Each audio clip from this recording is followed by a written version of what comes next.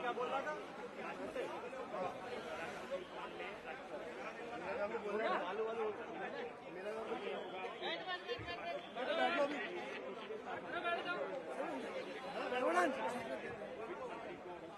बहुत बहुत തീർച്ചയായിട്ടും ധനമന്ത്രാലയത്തിലേക്ക് രാഷ്ട്രപതി ഭവനിലേക്കാണ് പോകുന്നത്.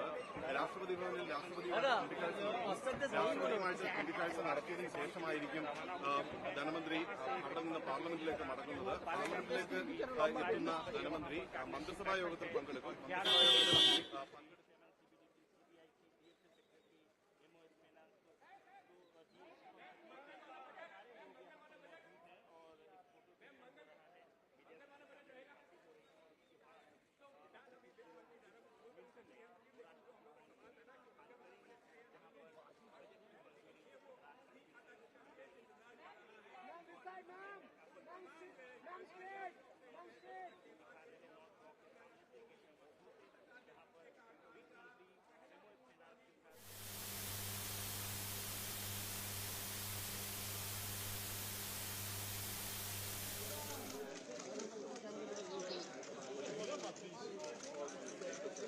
मैम सेंटर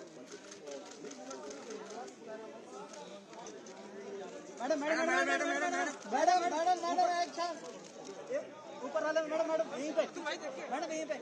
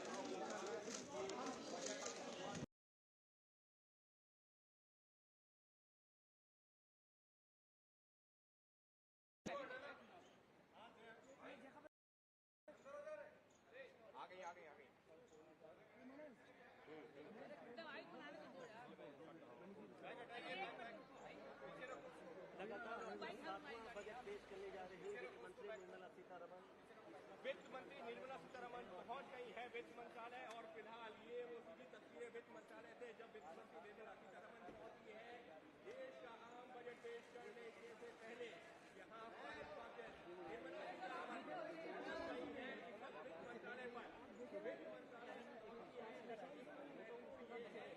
अभी उनके हाथ में बजट वो जिसमें इंतजार किया जा रहा था वो नहीं है जी वित्त मंत्रालय पहुंच गई है निर्मला सीतारमण वित्त मंत्री के तौर पर वो यहाँ पर पहुंची है लेकिन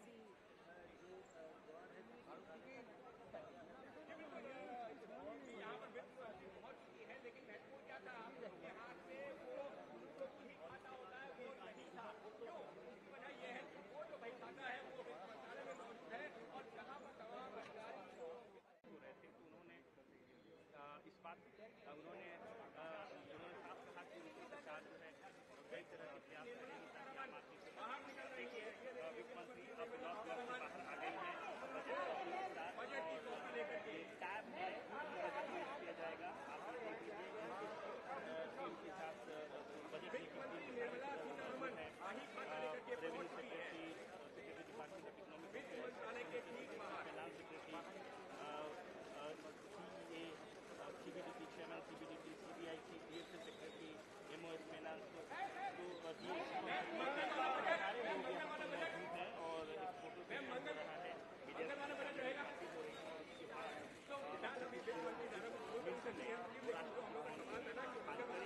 जहाँ पर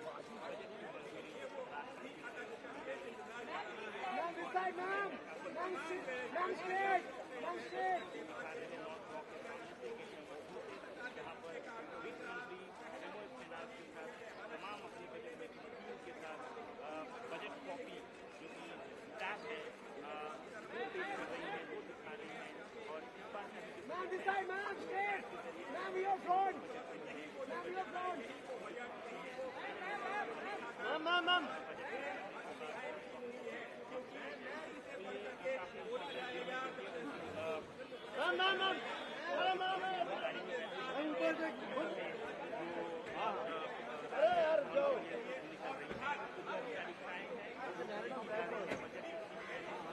क्या बोल रहा था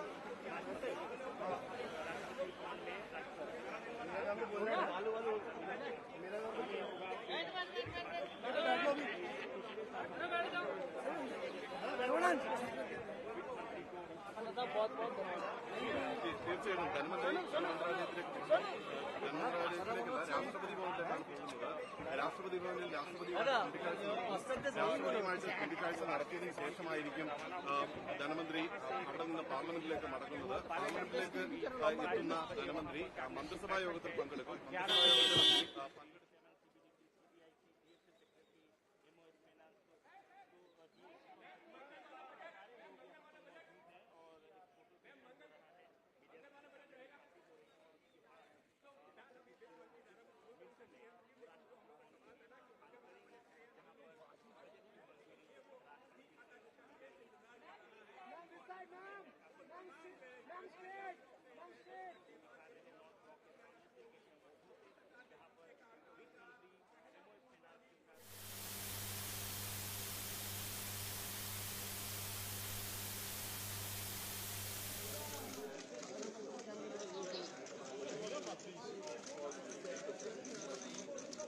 ma'am centre madam madam madam madam madam madam madam madam action ऊपर वाले मैडम मैडम यहीं पे मैडम यहीं पे yes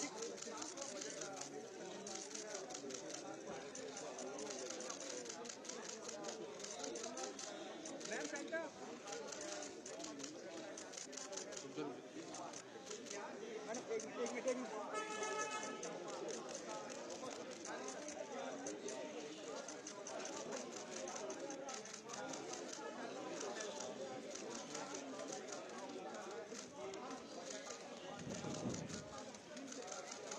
madam madam madam madam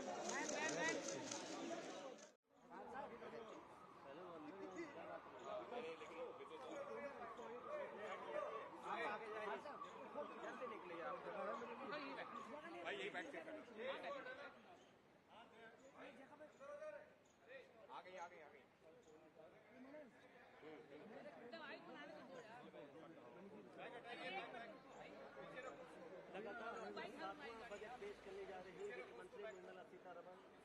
वित्त मंत्री निर्मला सीतारमन पहुंच गई है वित्त मंत्रालय और फिलहाल ये वो सीधी तस्वीरें वित्त मंत्रालय से जब वित्त मंत्री निर्मला सीतारमन पहुंची है देश का आम बजट पेश करने से पहले यहाँ पर निर्मला सीतारमन गई है वित्त मंत्रालय पर वित्त मंत्रालय अभी उनके हाथ में बजट वो जिसमें सुधार किया जा रहा था वो नहीं है जी वित्त मंत्रालय पहुंच गई है निर्मला सीतारमन वित्त मंत्री के तौर पर वो यहाँ पर पहुंची है लेकिन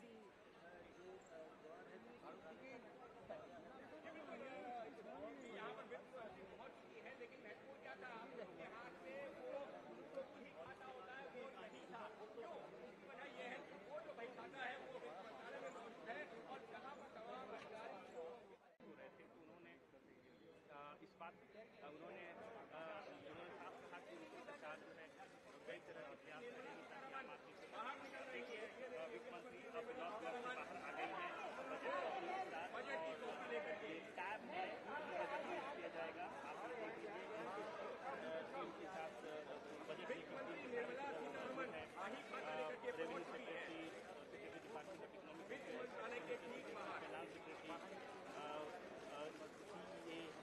CBDT chairman CBDT CBI chief DFC secretary MOS finance तो और इस फोटो से हो रहा है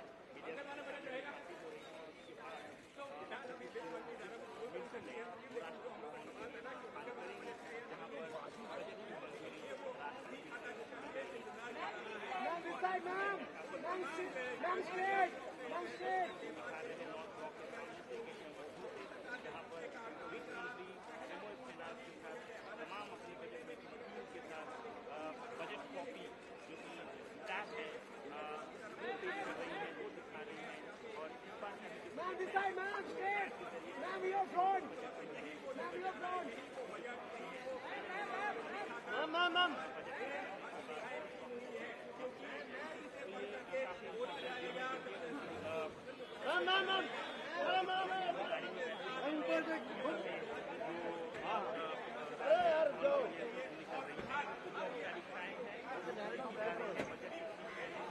क्या बोल रहा था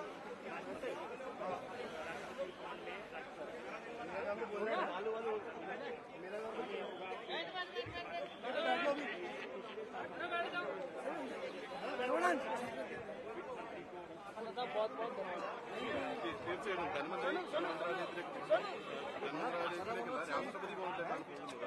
രാഷ്ട്രപതി ഭവനിൽ രാഷ്ട്രപതിയുമായിട്ട് കൂടിക്കാഴ്ച നടത്തിയതിനു ശേഷമായിരിക്കും ധനമന്ത്രി അവിടെ നിന്ന് പാർലമെന്റിലേക്ക് മടങ്ങുന്നത്. പാർലമെന്റിലേക്ക് എത്തുന്ന ധനമന്ത്രി മന്ത്രിസഭാ യോഗത്തിൽ പങ്കെടുക്കും. മന്ത്രിസഭാ യോഗത്തിൽ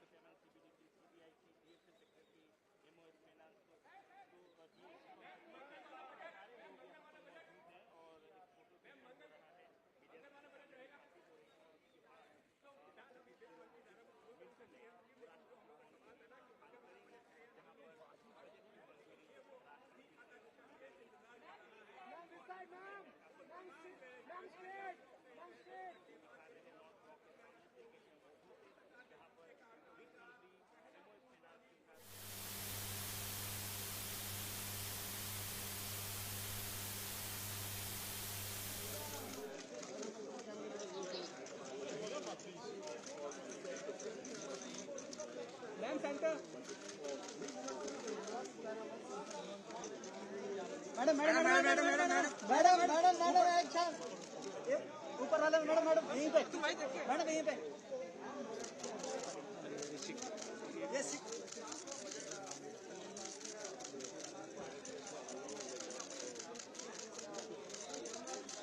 ma'am centre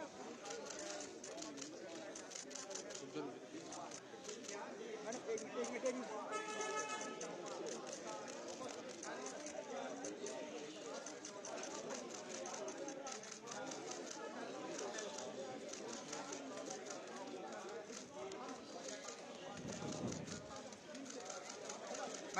madam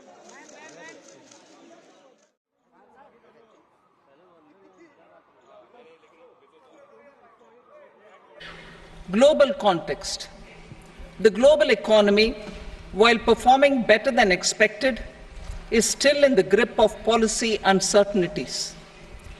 Elevated asset prices, political uncertainties, and shipping disruptions continue to pose significant downside risks for growth and upside risks to inflation. In this context, India's economic growth continues to be the shining exception and will remain so in the years ahead.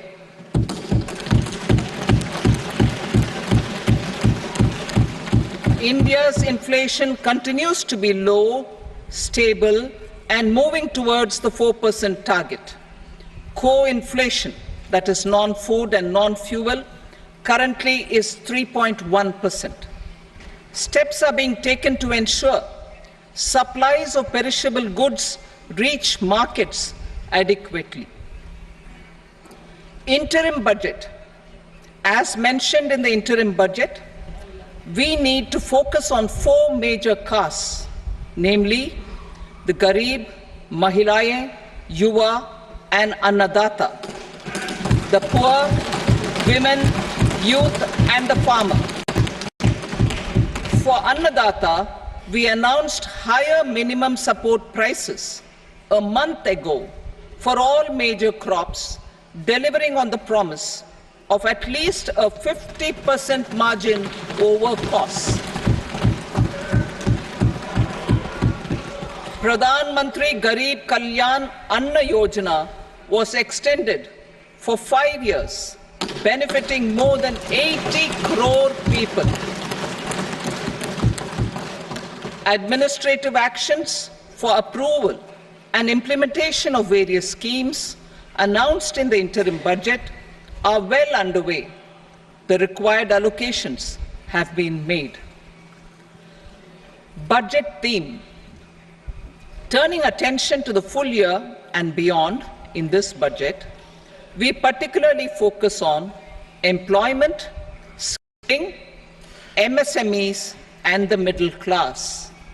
I am happy to announce the Prime Minister's package of 5 schemes and initiatives to facilitate employment, skilling, and other opportunities for 4.1 crore youth over a 5-year period,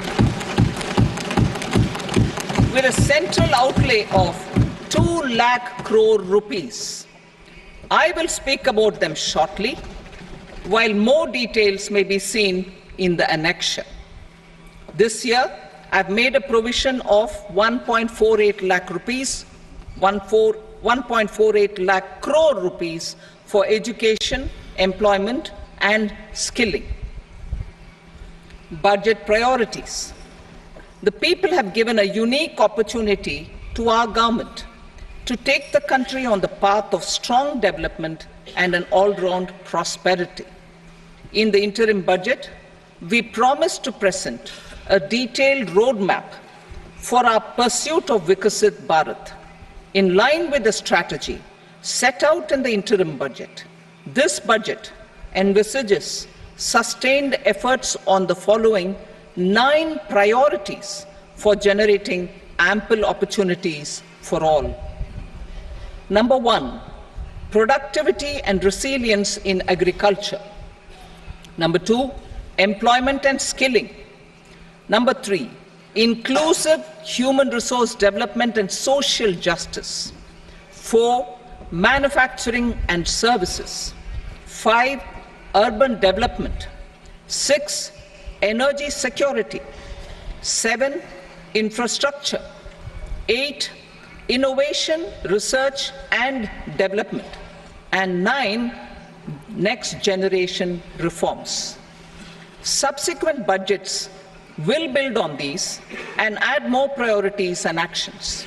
A more detailed formulation will be carried out as part of the economic policy framework, about which I will speak later in this speech.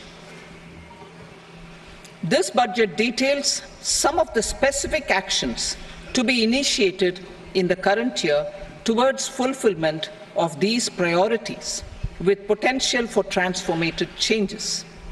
The budget also covers some of the previously made announcements with intent to strengthen them and step up their implementation for expediting our journey towards the goal of Viksit Bharat. Priority 1, productivity and resilience in agriculture. Transforming agricultural research. Our government will undertake a comprehensive review of the agricultural research setup to bring the focus on raising productivity and developing climate-resilient varieties. Funding will be provided in challenge mode, including to the private sector. Domain experts, both from the government and outside, will oversee the conduct of such research. Release of new varieties. New 109 high-yielding and climate-resilient varieties of 32 field and horticultural crops will be released for cultivation by farmers. Natural farming. In the next 2 years, 1 crore farmers across the country will be initiated into natural farming, supported by certification and branding. Implementation will be through scientific institutions and willing gram panchayats. 10,000 need-based bio-input resource centers will be established. Missions for pulses and oilseeds. For achieving self-sufficiency in pulses and oilseeds, we will strengthen their production, storage, and marketing. As announced in the interim budget, a strategy is being put in place to achieve Atmanirbharta for oilseeds such as mustard, groundnut, sesame, soybean, and sunflower. Vegetable production and supply chains. Large-scale clusters for vegetable production will be developed closer to major consumption centers. We will promote farmer-producer organizations, cooperatives, and startups for vegetable supply chains, including for collection and storage and marketing. Digital public infrastructure for agriculture. Buoyed by the success of the pilot project, our government, in partnership with the states, will facilitate the implementation of the digital public infrastructure in agriculture for coverage of farmers and their lands in 3 years. During this year, digital crop survey for Kharif using the DPI will be taken up in 400 districts. The details of 6 crore farmers and their lands will be brought into the farmer and land registries. Further, the issuance of Jan Samarth based Kisan credit cards will be enabled in 5 states. Shrimp production and export. Financial support for setting up a network of nucleus breeding centers for shrimp brood stocks will be provided. Financing for shrimp farming, processing, and export will be facilitated through NABARD. National cooperation policy. Our government will bring out a national cooperation policy for systematic, orderly, and all-round development of the cooperative sector, fast-tracking growth of rural economy and generation of employment opportunities on a large scale will be the policy goal. This year, I have made a provision of 1.52 lakh crore rupees for agriculture and allied sectors.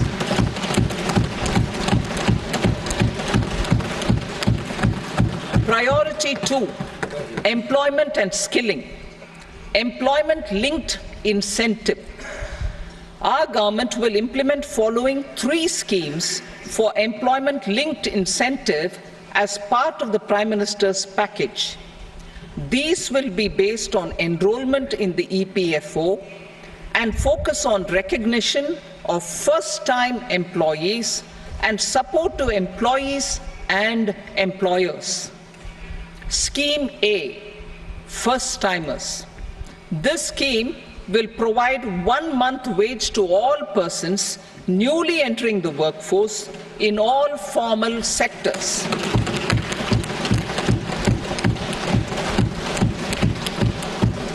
Direct benefit transfer of 1 month's salary in 3 installments to first-time employees as registered in the EPFO will be up to 15,000 rupees. The eligibility limit will be a salary of 1 lakh per month. The scheme is expected to benefit 210 lakh youths.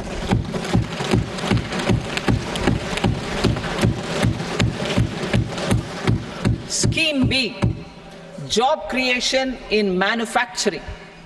This scheme will incentivize additional employment in the manufacturing sector linked to the employment of first-time employees. An incentive will be provided at specified scale directly both to the employee and the employer with respect to the EPFO contribution in the first 4 years of employment.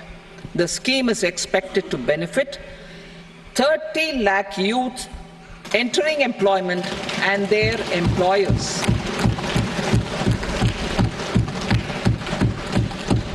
Scheme C, support to employers. This employer-focused scheme will cover additional employment in all sectors. All additional employment within a salary of 1 lakh rupee per month will be counted. The government will reimburse to employers up to 3,000 rupees per month for 2 years towards the EPFO contribution for each additional employee. The scheme is expected to incentivize additional employment of 50 lakh persons.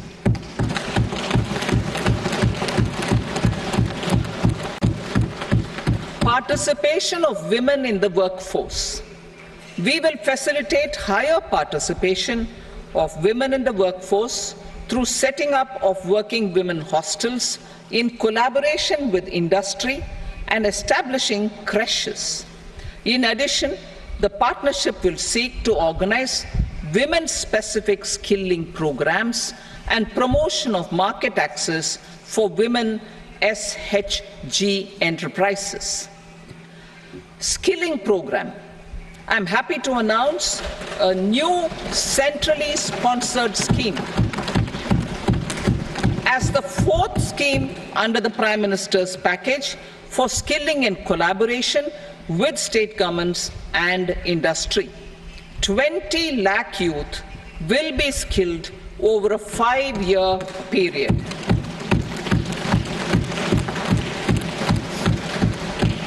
1,000 industrial training institutes will be upgraded in hub and spoke arrangements with outcome orientation.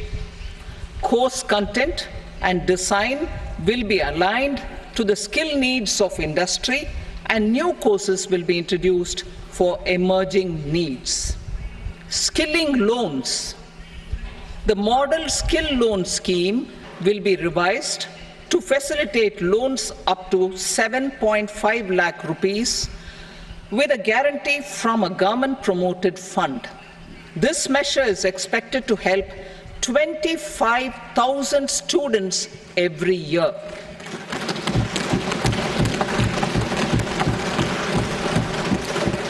Education loans.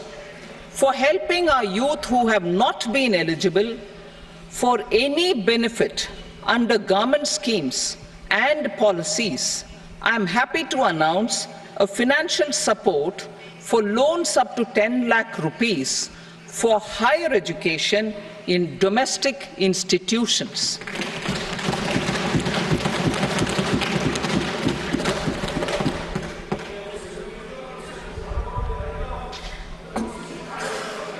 E-vouchers For this purpose, e-vouchers for this purpose will be given directly to 1 lakh students every year for annual interest subvention of 3% of the loan amount.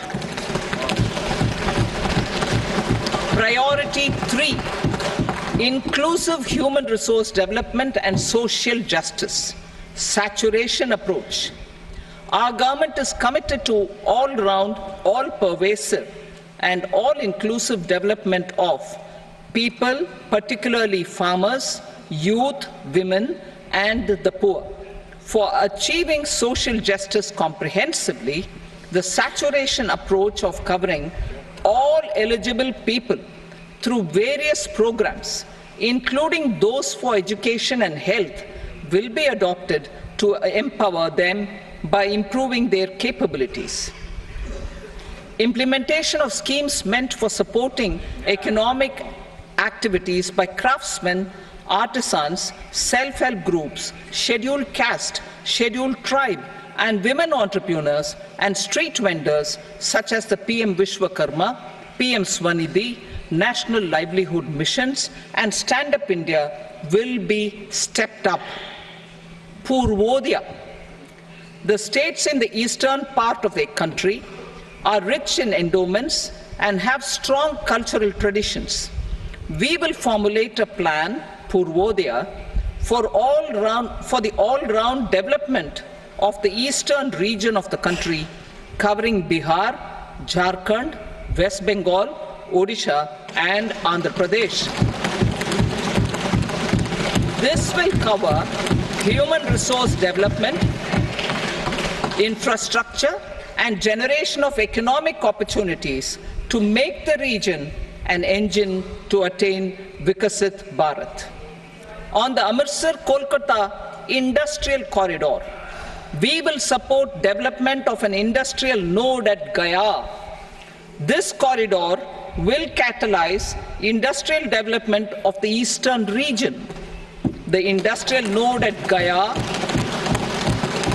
will also be a good model for developing our ancient centers of cultural importance into future centers of modern economy.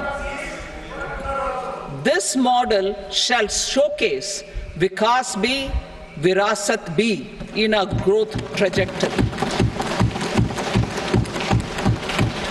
We will also support development of road connectivity projects, namely 1. Patna-Purnia Expressway, 2. Buxar-Bhagalpur Expressway, 3.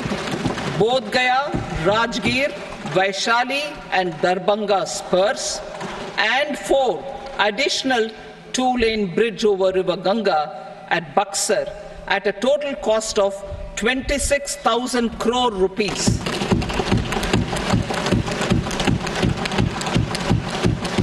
Power projects, including setting up of a new 2,400 megawatt power plant at Pir Painti, will be taken up at a cost of 21,400 crore rupees.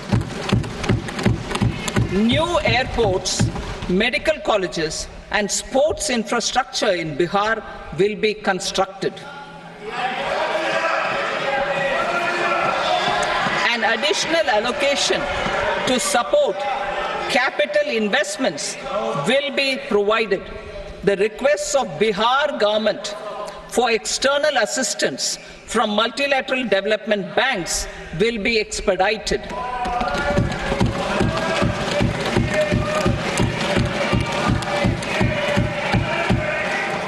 Andhra Pradesh Reorganization Act.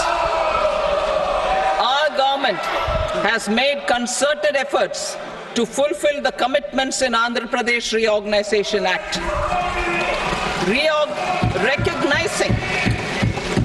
Recognizing the state's need for the capital, recognizing the state's need for a capital, we will facilitate special financial support through multilateral development agencies. In the current financial year, 15,000 crore rupees will be arranged with additional amounts in future years.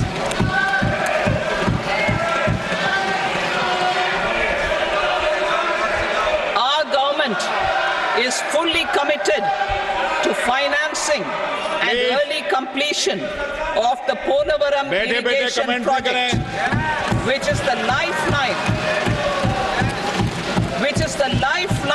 for Andhra Pradesh and its farmers.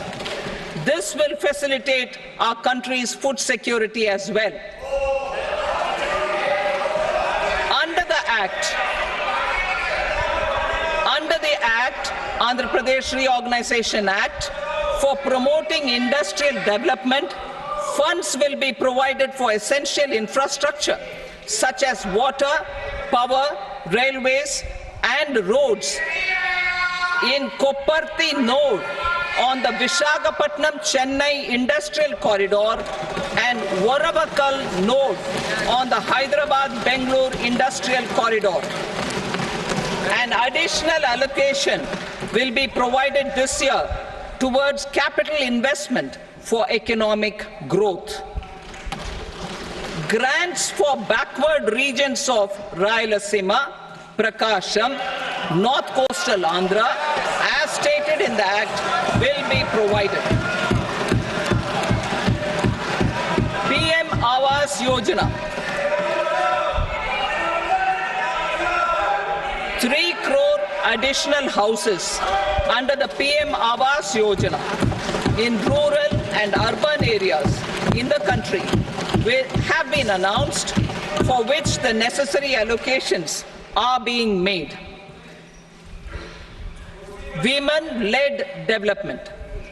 For promoting women-led development, the budget carries an allocation of more than 3 lakh crore for schemes benefiting women and girls. This signals our government's commitment for enhancing women's role in economic development. Pradhan Mantri Janjatiya Unnat Gram Abhiyan. For improving the socio-economic condition of tribal communities, we will launch the Pradhan Mantri Janjatiya Unnat Gram Abhiyan by adopting saturation coverage for tribal families in tribal majority villages and aspirational districts.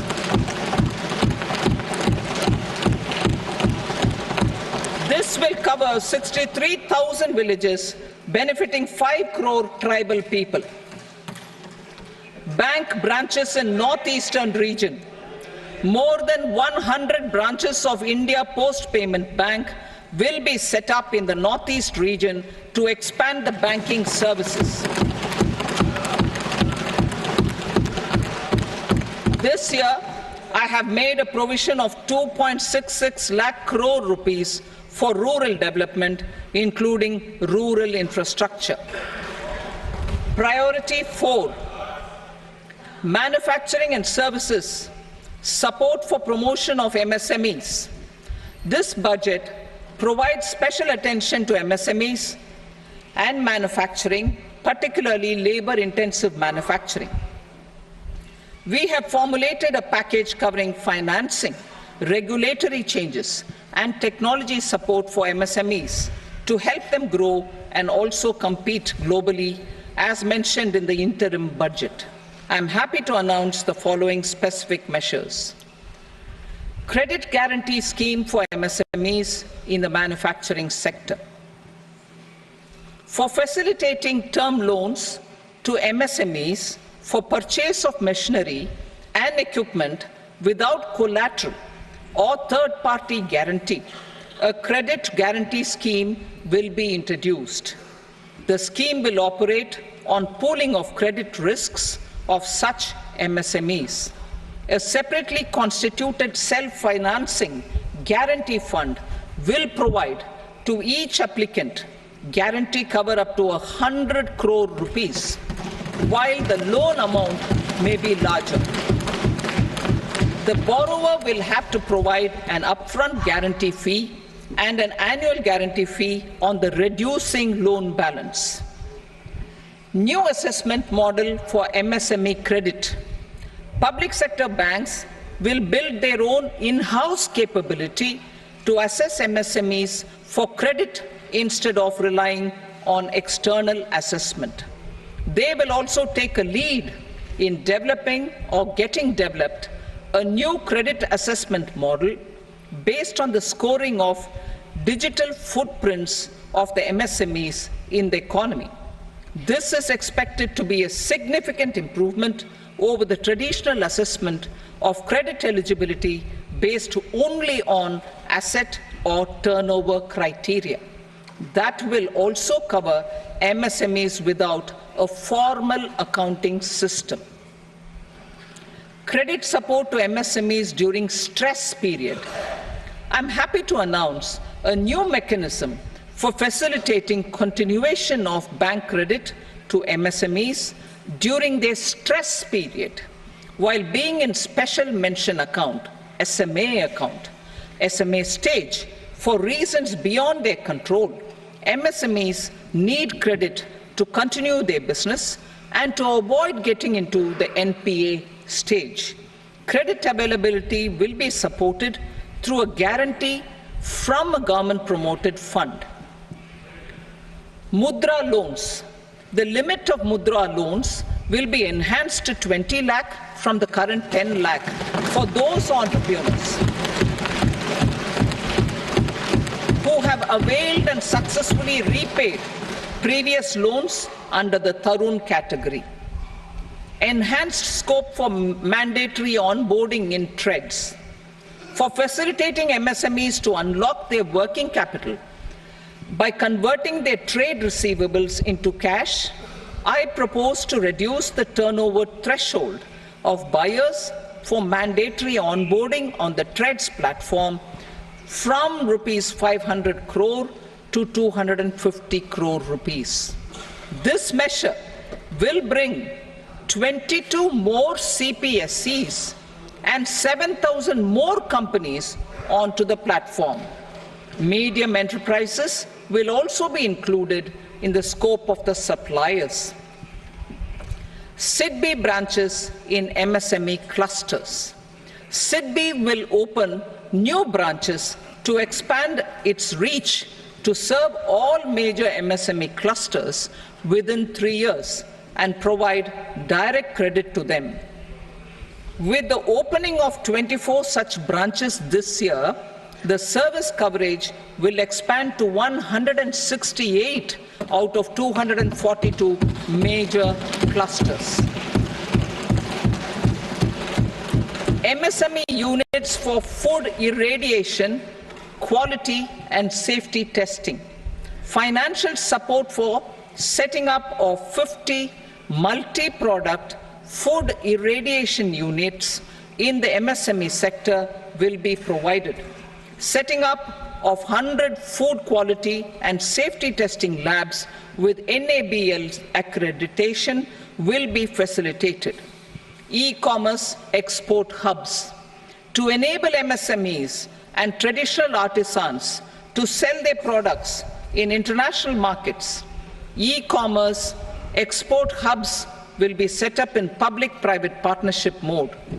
These hubs, under a seamless regulatory and logistic framework, will facilitate trade and export-related services under one roof. Measures for promotion of manufacturing and services. Internship in top companies. As the fifth scheme under Prime Minister's package, our government will launch a comprehensive scheme for providing internship opportunities in 500 top companies to 1 crore youth in 5 years. They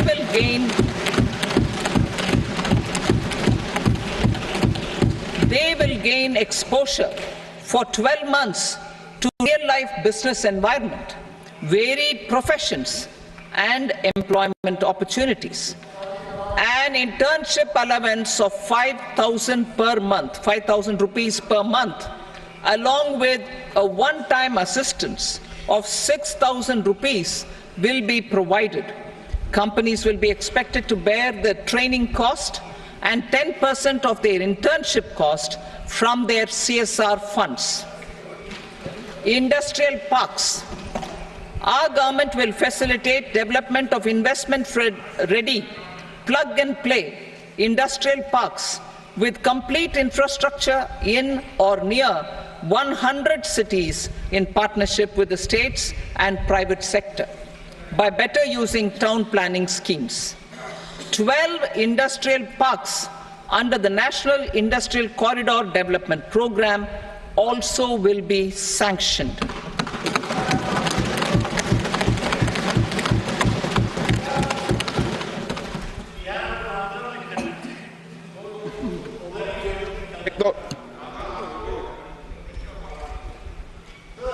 Veggie paper, no. Please, Betty.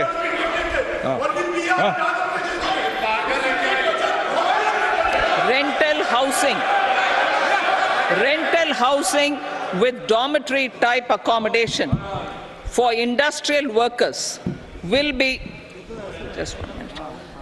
Rental housing, I repeat, rental housing with dormitory type accommodation for industrial workers will be facilitated in PPP mode with VGF support and commitment from anchor industries. Shipping industry, ownership, leasing and flagging reforms will be implemented to improve the share of Indian shipping industry and generate more employment. Critical mineral mission. We will set up a critical mineral mission for domestic production, recycling of critical minerals and overseas acquisition of critical mineral assets. Its mandate will include technology development, skilled workforce, extended producer responsibility framework, and a suitable financing mechanism. Offshore mining of minerals. Our government will launch the auction of the first tranche of offshore blocks for mining, building, or exploration already carried out. Digital public infrastructure applications. Turning to the services sector, I propose development of DPI applications at population scale for productivity gains, business opportunities, and innovation by the private sector. These are planned in the areas of credit, e-commerce, education, health, law and justice, logistics, MSME service delivery, and urban governance. Integrated technology platform for IBC ecosystem.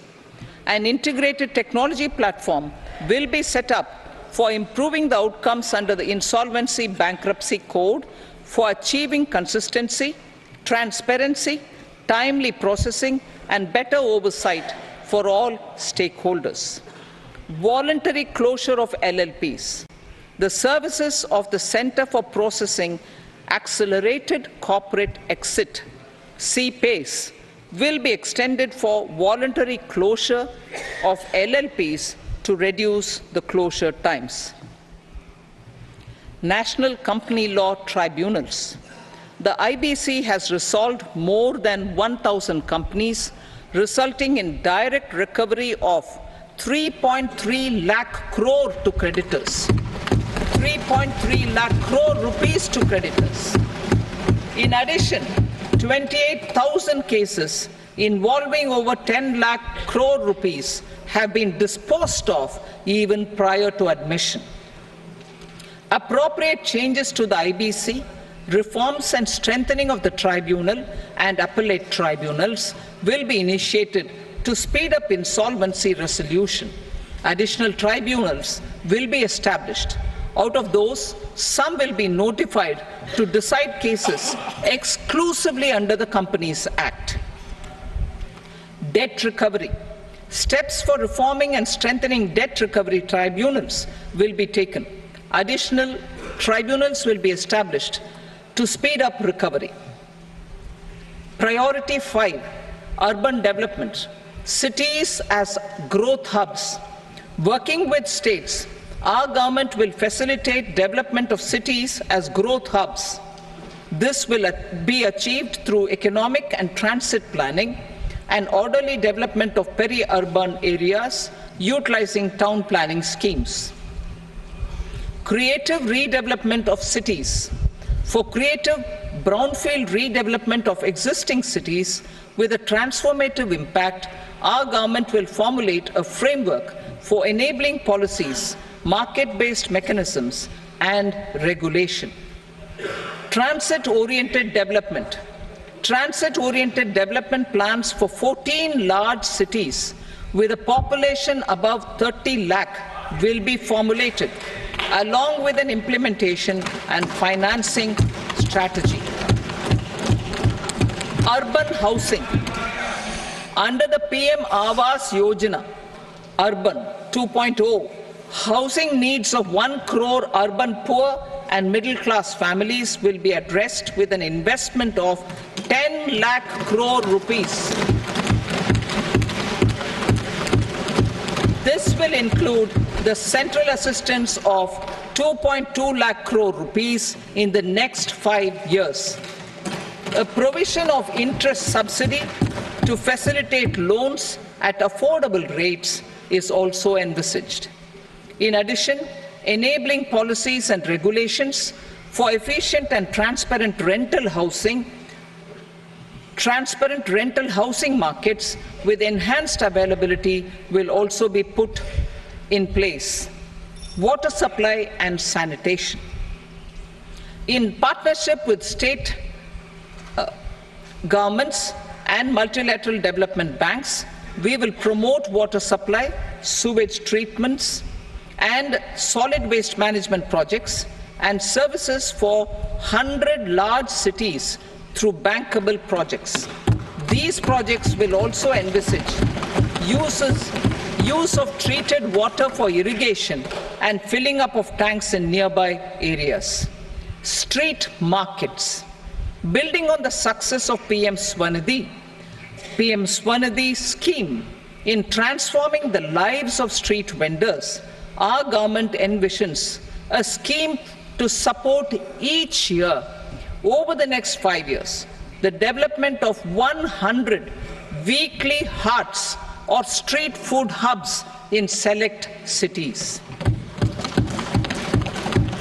Stamp duty. We will encourage states which continue to charge high stamp duty to moderate the rates for all and also consider further lowering duties for properties purchased by women.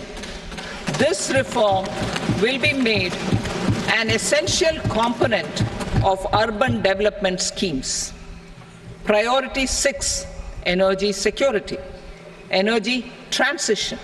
In the interim budget, I had announced our strategy to sustain high and more resource-efficient economic growth, along with the energy security in terms of availability, accessibility, and affordability. We will bring out a policy document on appropriate energy transition pathways that balances the imperatives of employment, growth, and environmental sustainability.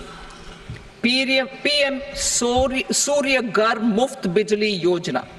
PM Surya Ghar Muft Bijli Yojana. In line with the announcement in the interim budget,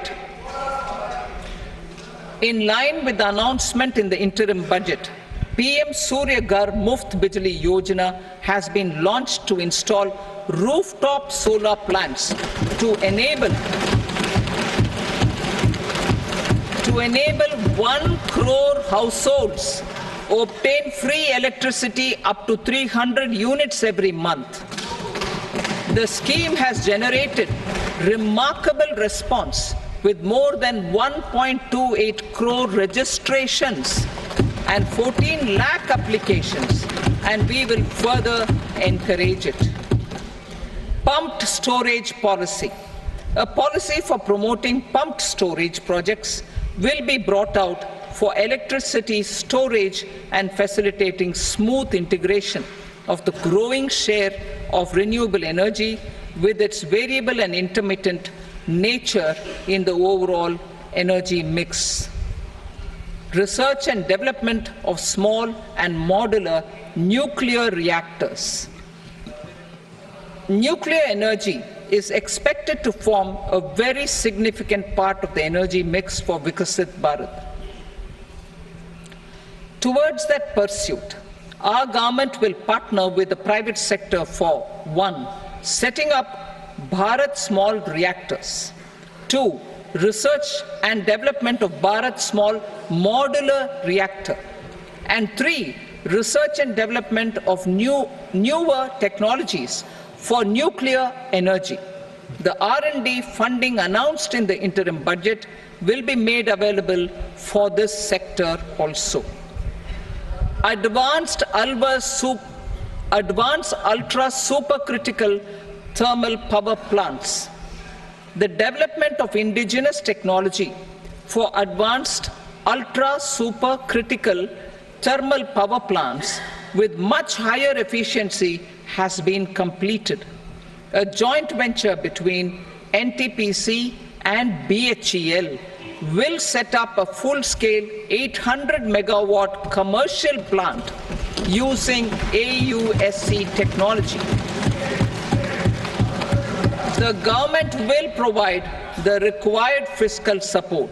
Moving forward, development of indigenous capacity for the production of high-grade steel and other advanced metallurgy materials for these plants will result in strong spin-off benefits for the economy. Roadmap for hard-to-abate industries. A roadmap for moving the hard-to-abate industries from energy efficiency targets to emission targets will be formulated. Appropriate regulations for transition of these industries from the current perform, achieve and trade mode to Indian carbon market mode will be put in place. Support to traditional micro and small industries. An investment-grade energy audit of traditional micro and small industries in 60 clusters, including brass and ceramic, will be facilitated. Financial support will be provided for shifting them to cleaner forms of energy and implementation of energy efficiency measures. The scheme will be replicated in another 100 clusters in the next phase. Priority 7, infrastructure investment by central government. Significant investment the central government has made over the years in building and improving infrastructure has had a strong multiplier effect on the economy. We will endeavour to maintain strong fiscal support for infrastructure over the next 5 years in conjunction with imperatives of other priorities and fiscal consolidation.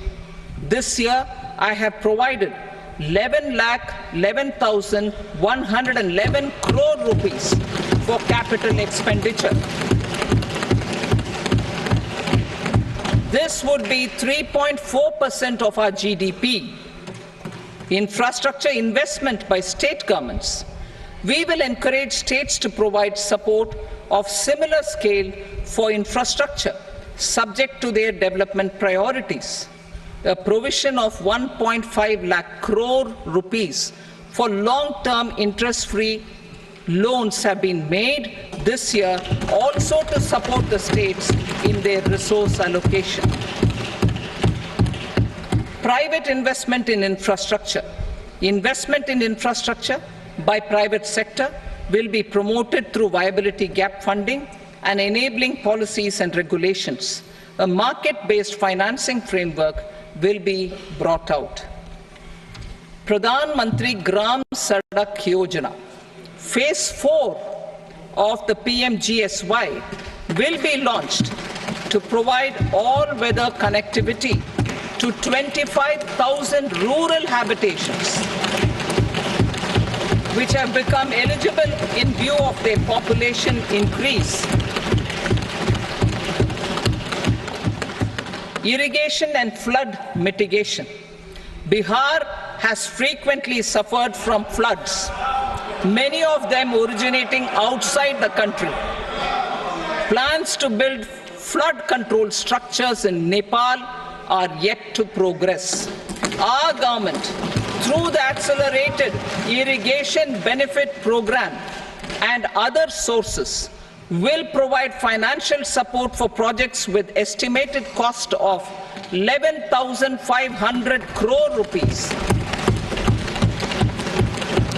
such as the Kosi-Michi intra-state link and 20 other ongoing and new schemes, including barrages, river pollution abatement and irrigation projects. In addition, survey and investigation of Kosi-related flood mitigation and irrigation projects will be undertaken.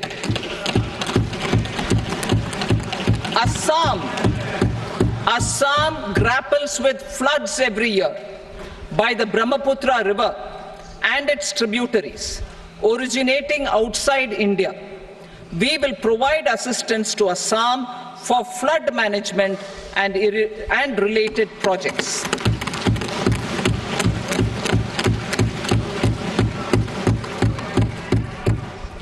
Himachal Pradesh suffered extensive losses due to floods last year. Our government will provide assistance to the state for reconstruction and rehabilitation through multilateral development assistance.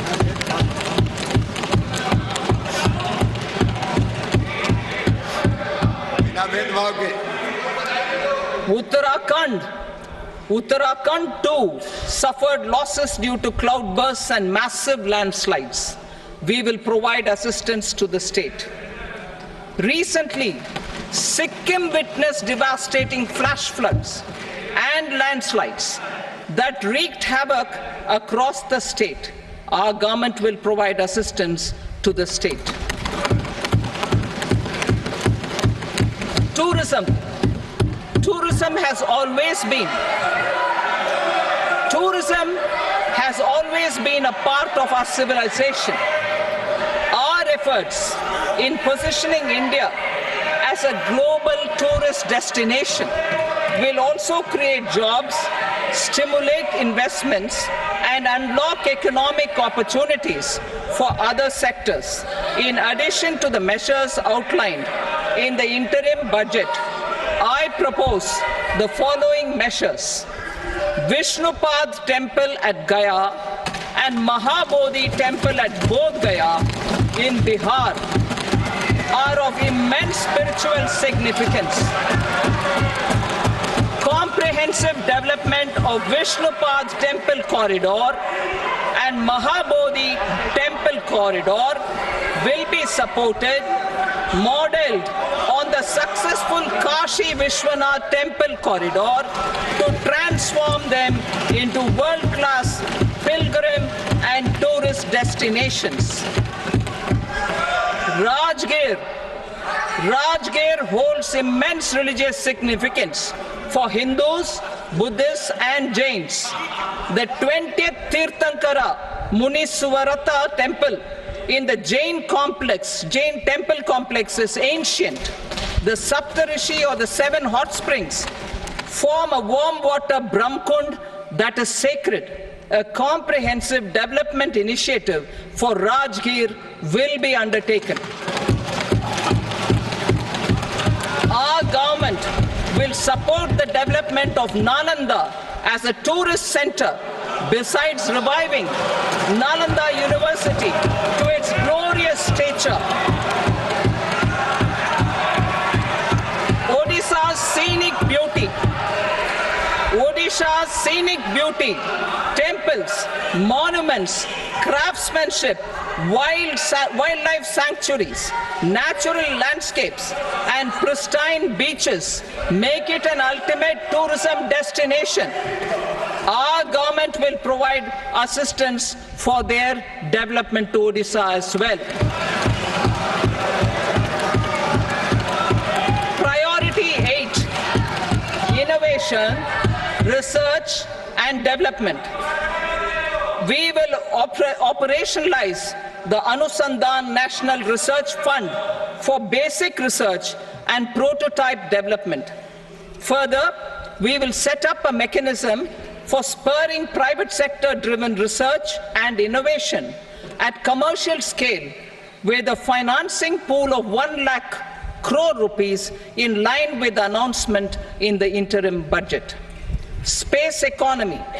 With our continued emphasis on expanding the space economy by 5 times in the next 10 years, a venture capital fund of 1,000 crore rupees will be set up.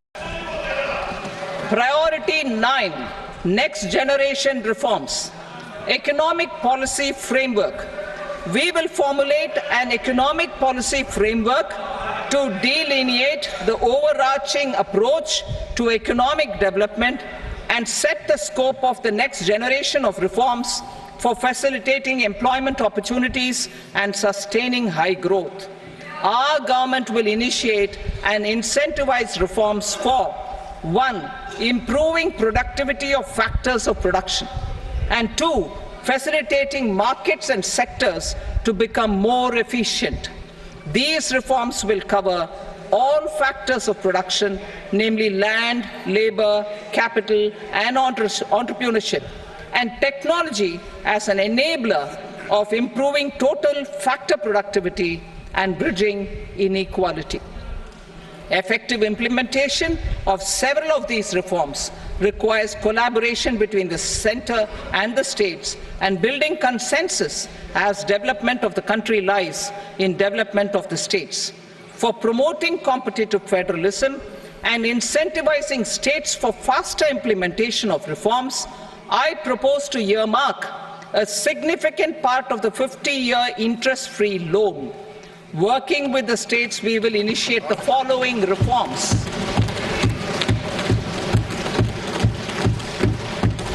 Land-related reforms and actions, both in the rural and urban areas, will cover land administration, will cover 1. Land administration, planning and management, and 2. Urban planning usage and building bylaws. These will be incentivized for completion within the next 3 years through appropriate fiscal support. Rural land-related actions. Rural land-related actions will include 1. Assignment of unique land parcel identification number, UL PIN, or Bhu Aadhaar for all lands. 2. Digitization of cadastral maps. 3. Survey of subdivisions, survey of map subdivisions as per current ownership. 4. Establishment of land registry. And 5. Linking to the farmers registry. These actions will also facilitate credit flow and other agricultural services. Urban land-related actions. Land records in urban areas will be digitized with GIS mapping. An IT-based system for property record administration, updating, and tax administration will be established. These will also facilitate improving the financial position of urban local bodies. Labor-related reforms. Services to labor. Our government will facilitate the provision of a wide array of services to labor, including those for employment and skilling. A comprehensive integration of e-Shram portal with other portals will facilitate such one-stop solution. Open architecture databases for the rapidly changing labor market, skill requirements, and available job roles, and a mechanism to connect job aspirants with potential employers and skill providers will be covered in these services. Shram Suvidha and Samadhan portal. Shram Suvidha and Samadhan portal will be revamped to enhance ease of compliance for industry and trade. Capital and entrepreneurship related reforms, financial sector vision and strategy. For meeting financing needs of the economy, our government will bring out a financial sector vision and strategy document to prepare the sector in terms of size, capacity, and skills.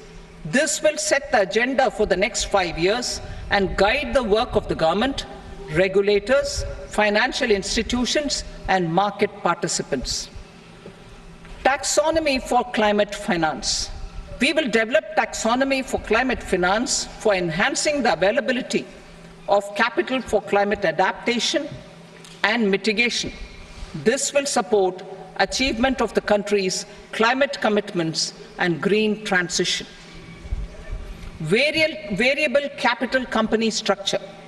We will seek the required legislative approval for providing an efficient and flexible mode for financing leasing of aircrafts and ships and pooled funds of private equity through a variable company structure. Foreign direct investments and overseas investment. The rules and regulations for foreign direct investment and overseas investments will be simplified to 1. Facilitate foreign direct investments, 2. Nudge prioritization, and 3. Promote opportunities for using Indian rupee as a currency for overseas investment. NPS Vatsalya. NPS Vatsalya, a plan for contribution by parents and guardians for minors, will be started. On attaining the age of majority, the plan can be converted seamlessly into a normal NPS account. Use of technology. We have successfully used technology for improving productivity and bridging inequality in our economy during the past 10 years.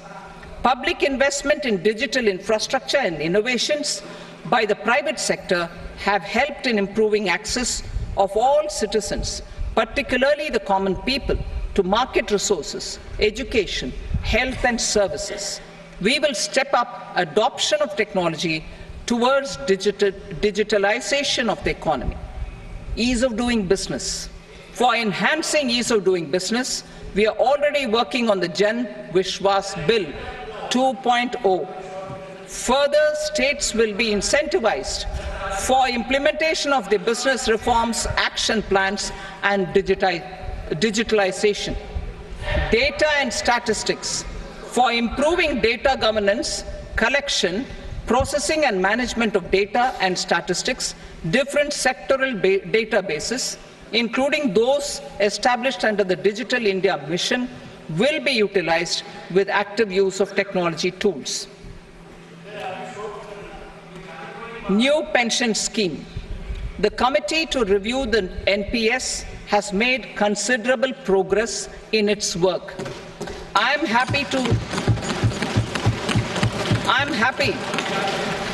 happy that the staff side of the National Council of the Joint Consultative Machinery for Central Government Employees has taken a constructive approach.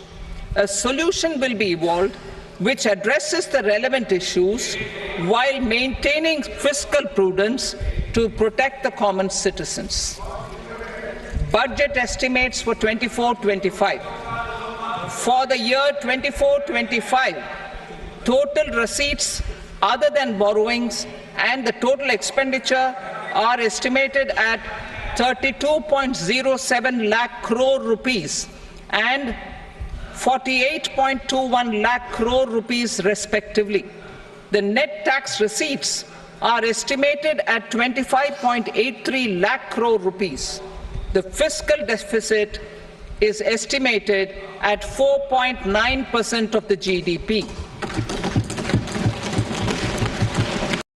The gross and the net market borrowings through dated securities during 24-25 are estimated at 14.01 lakh crore rupees and 11.63 lakh crore rupees respectively. Both will be less than that in 23-24. The fiscal consolidation path announced by me in 2021 has served our economy very well, and we aim to reach the deficit below 4.5% next year. The government is committed to staying the course. From 2026-27 onwards, our endeavour will be to keep the fiscal deficit each year such that the central government's debt will be on a declining path as percentage of GDP. I will now move to Part B.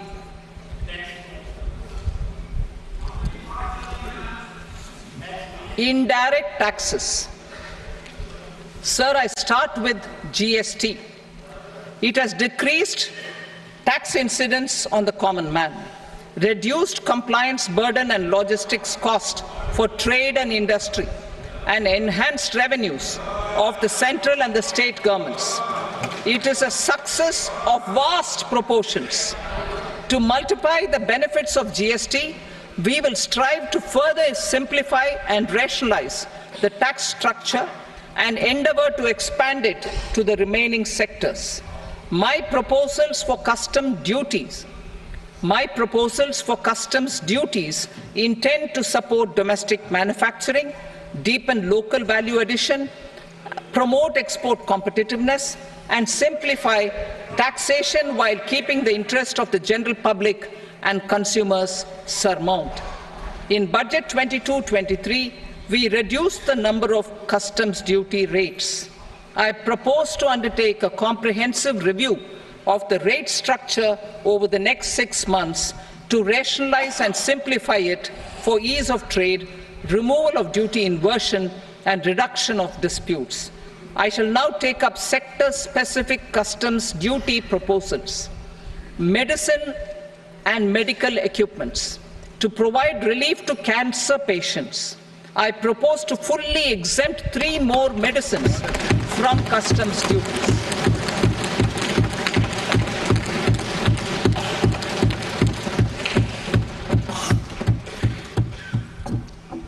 I also propose changes in the BCD on X-ray tubes and flat panel detectors for use in medical X-ray machines under the phased manufacturing program so as to synchronize them with the domestic capacity addition. Mobile phone and related parts. With a 3-fold increase in domestic production and almost a 100-fold jump in exports of mobile phones over the last 6 years, the Indian mobile industry has matured. In the interest of consumers, I now propose to reduce the BCD on mobile phone, mobile PCBA, and mobile charger to 15%. Critical minerals. Minerals such as lithium, copper, cobalt, and rare earth elements are critical for sectors like nuclear energy, renewable energy, space, defense, telecommunications, and high-tech electronics. I propose to fully exempt customs duties on 25 critical minerals and reduce BCD on 2 of them. This will provide a major fillip to the processing and refining of such minerals and help secure their availability for these strategic and important sectors. Solar energy. Energy transition is critical in the fight against climate change. To support energy transition, I propose to expand the list of exempted capital goods for use in the manufacture of solar cells and panels in the country. Further, in view of sufficient domestic manufacturing capacity of solar gas, glass, and tinned copper interconnect, I propose not to extend the exemption of customs duties provided to them. Marine products. India's seafood exports in the last financial year touched an all-time high of more than 60,000 crores of rupees. Frozen shrimp accounted for about 2/3 of these exports. To enhance their competitiveness, I propose to reduce BCD on certain broodstock, polychaete worms, shrimp, and fish feed to 5%. I also propose to exempt customs duty on various inputs for manufacture of shrimp and fish feed. Leather and textile. Similarly, to enhance the competitiveness of exports in the leather and textile sectors, I propose to reduce BCD on real down-filling material from duck or goose. I am also making additions to the list of exempted goods for manufacture of leather and textile garments, footwear, and other leather articles for export. To rectify inversion in duty, I propose to reduce BCD subject to conditions on methylene diphenyl diisocyanate MDI for manufacture of spandex yarn from 7.5 to 5%. Furthermore, the export duty structure on raw hides, skin, and leather is proposed to be simplified and rationalized. Precious metals. To enhance domestic value addition in gold and precious metal jewelry in the country, I propose to reduce customs duties on gold and silver to 6% and that of platinum to 6.4%. Other metals, steel and copper are important raw materials. To reduce their cost of production, I propose to remove the BCD on ferronickel and blister copper. I am also continuing with nil BCD on ferrous scrap and nickel cathode and concessional BCD of 2.5% on copper scrap. Electronics. To increase value addition in the domestic electronics industry, I propose to remove the BCD subject to conditions on oxygen-free copper for manufacture of resistors. I also propose to exempt certain parts for manufacture of connectors. Chemicals and petrochemicals. To support existing and new capacities in the pipeline, I propose to increase the BCD on ammonium nitrate from 7.5% to 10%. Plastics. PVC flex banners are non-biodegradable and hazardous for environment and health. To curb their imports, I propose to raise the BCD on them from 10 to 25%. Telecommunication equipment. To incentivize domestic manufacturing, I propose to increase the BCD from 10 to 15% on PCBA of specified telecom equipment. Trade facilitation. To promote domestic aviation and boat and ship MRO, I propose to extend the period for export of goods imported for repairs from 6 months to 1 year. I'll read that again. To promote domestic aviation and boat and ship maintenance, repair and operations, I propose to extend the period for export of goods imported for repairs from 6 months to 1 year. In the same vein, I propose to extend the time limit for re-import of goods for repairs under warranty from 3 to 5 years. I now move to direct taxes. We will continue our efforts to simplify taxes, improve taxpayer services, provide tax certainty, and reduce litigation while enhancing revenues for funding the development and welfare schemes of the government. It has been our endeavour to simplify taxation. We have taken a number of measures in the last few years, including introduction of simplified tax regimes without exemptions and deductions for corporate tax and for personal income tax. This has been appreciated by taxpayers. 58% of corporate tax came from the simplified tax regime in the financial year 22-23. Similarly, as per data available till now, for the last fiscal, more than 2/3 have availed the new personal income tax regime. Comprehensive review of the Income Tax Act. I am now announcing a comprehensive review of the Income Tax Act 1961. The purpose is to make the Act concise, lucid, easy to read and understand. This will reduce disputes and litigation, thereby providing tax certainty to the taxpayers. I will also bring down the demand embroiled in litigation. It is proposed to be completed in 6 months. A beginning is being made in the finance by simplifying the tax regime for charities, tedious rate structures, provisions of reassessment and such provisions, and capital gains taxation. Simplification for charities and tedious. The two tax exemption regimes for charities are proposed to be merged into one.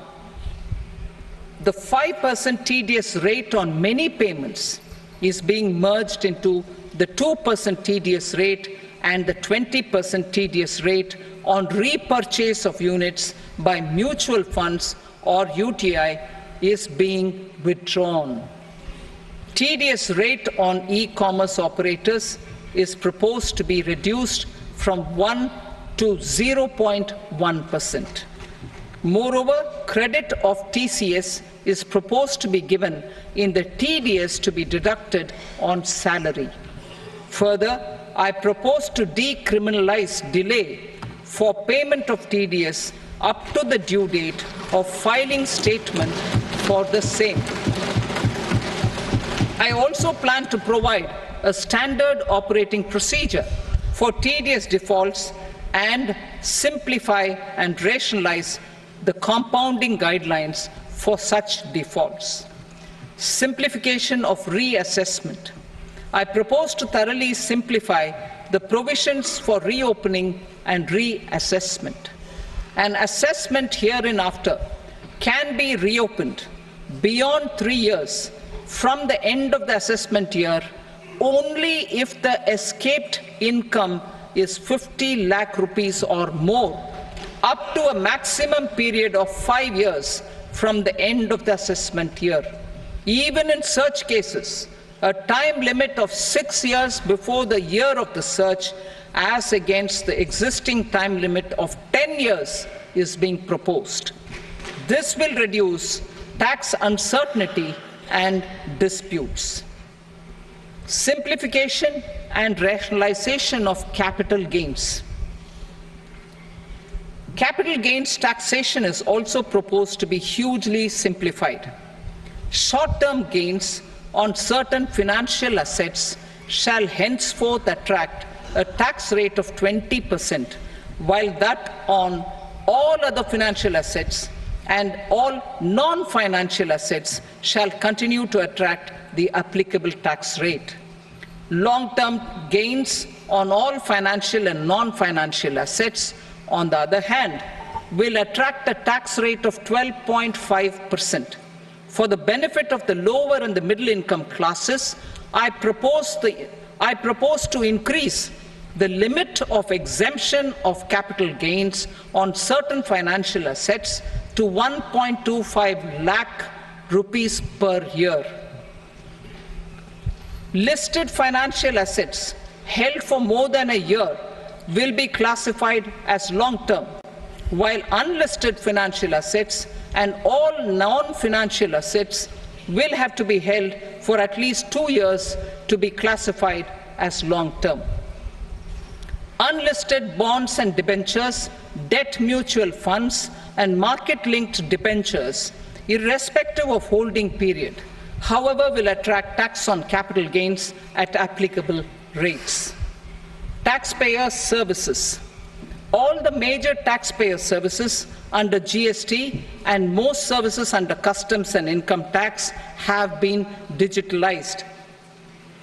All remaining services of customs and income tax, including rectification and order giving effect to appellate orders, shall be digitalized and made paperless over the next 2 years. Litigation and appeals. While our concerted efforts to reduce pendency of appeals at various appellate fora are beginning to show good results, it will continue to engage our highest attention. To dispose of the backlog of first appeals, I plan to deploy more officers to hear and decide such appeals, especially those with large tax effect. For resolution of certain income tax disputes pending in appeal, I am also proposing Vivad Se Vishwas Scheme 2024. Further, I propose to increase monetary limits for filing appeals related to direct taxes, excise and service tax in the tax tribunals, high courts and Supreme Court to 60 lakh rupees, 2 crore rupees and 5 crore respectively, with a view to reduce litigation and provide certainty in international taxation. We will expand the scope of safe harbor rules and make them more attractive. We will also streamline the transfer pricing assessment procedure. Employment and investment. I have a few proposals to promote investment and foster employment. First of all, to bolster the Indian startup ecosystem, boost the entrepreneurial spirit, and to support innovation, I propose to abolish the so-called angel tax for all classes of investors. Second, there is tremendous potential for cruise tourism in India.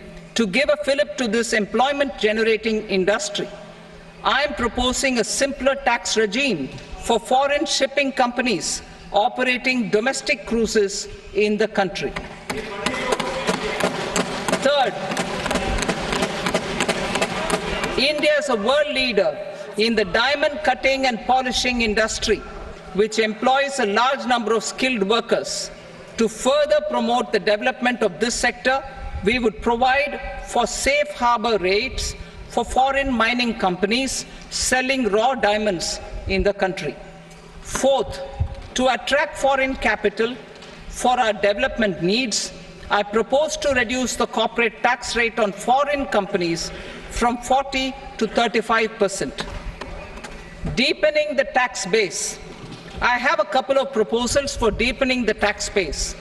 First, security transaction tax on futures and options of securities is proposed to be increased to 0.02% and 0.1% respectively. Second, for reasons of equity, I propose to tax income received on buyback of shares in the hands of recipients. Other proposals. To improve social security benefits, deduction of expenditure by employers towards NPS is proposed to be increased from 10 to 14% of the employee's salary. Similarly, deduction of this expenditure up to 14% of salary from the income of employees in private sector, public sector banks and undertakings opting for the new tax regime is proposed to be provided.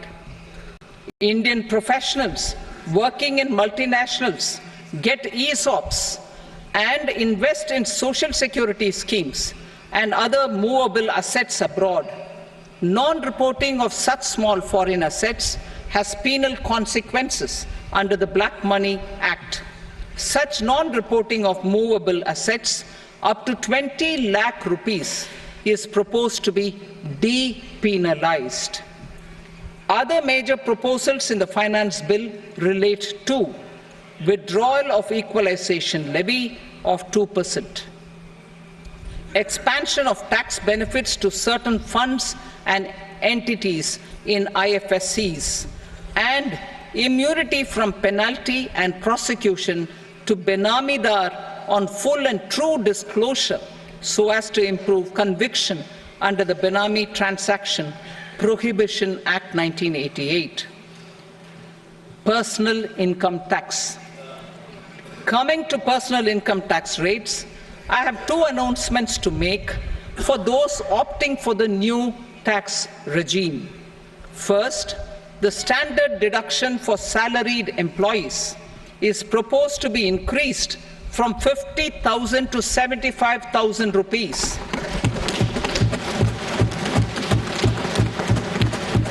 Similarly, deduction on family pension for pensioners is proposed to be enhanced from 15,000 to 25,000 rupees. This will provide relief to about 4 crore salaried individuals and pensioners.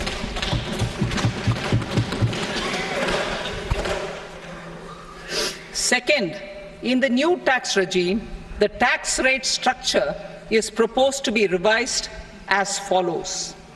0 to 3 lakh rupees, nil. 3 to 7 lakh rupees, 5%. 7 to 10 lakh rupees, 10%. 10 to 12 lakh rupees, 15%. 12 to 15 lakh rupees, 20%. And above 15 lakh rupees, 30%. As a result of these changes, a salaried employee in the new tax regime stands to save up to 17,500 rupees in income tax.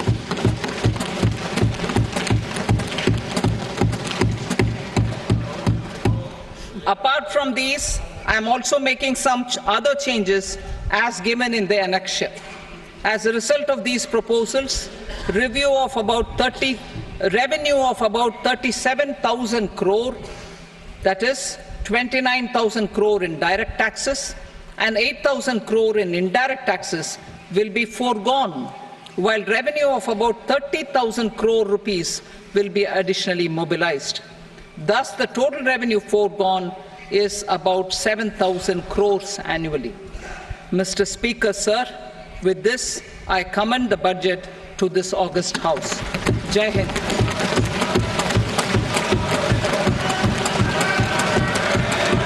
Item number 2.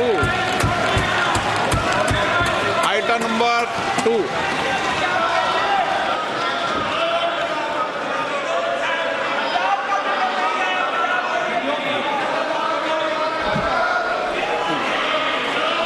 Sir, with your permission, I rise to lay on the table the following statements under Section 3 of the Fiscal Responsibility and Budget Management, FRBM Act 2003, Medium-Term Fiscal Policy cum Fiscal Policy Strategy Statement and Macroeconomic Framework Statement. Item number 3. Sir, with your permission, I rise to move for leave to introduce the Finance Number 2 Bill 2024. प्रश्न ये कि विधेयक को पुनर्स्थापित करने की अनुमति प्रदान की जाए। जो सदस्य इसके पक्ष में हाँ कहें, जो सदस्य विरोध में ना कहें, मेरे विचार में निर्णय हाँ वालों के पक्षवा अनुमति प्रदान की जाती है। माननीय मंत्री जी, अब विधेयक पुनर्स्थापित करें। Sir, I introduce the bill. Item number 4. The Union Territory of Jammu and Kashmir budget. Sir, I rise to present a statement, Hindi and English versions, of the estimated receipts and expenditure of the Union Territory of Jammu and Kashmir for the year 24-25. सभा की कार्रवाई कल बुधवार दिनांक 24 जुलाई 2024 को प्राप्त 11 बजे तक के लिए स्थगित की जाती है।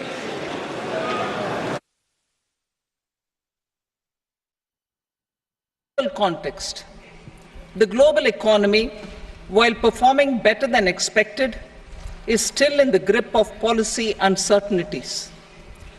Elevated asset prices, political uncertainties, and shipping disruptions continue to pose significant downside risks for growth and upside risks to inflation. In this context, India's economic growth continues to be the shining exception and will remain so in the years ahead.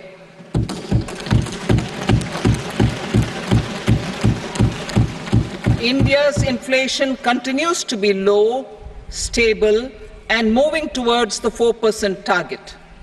Core inflation that is non-food and non-fuel, currently is 3.1%. Steps are being taken to ensure supplies of perishable goods reach markets adequately. Interim budget. As mentioned in the interim budget, we need to focus on 4 major costs, namely the Garib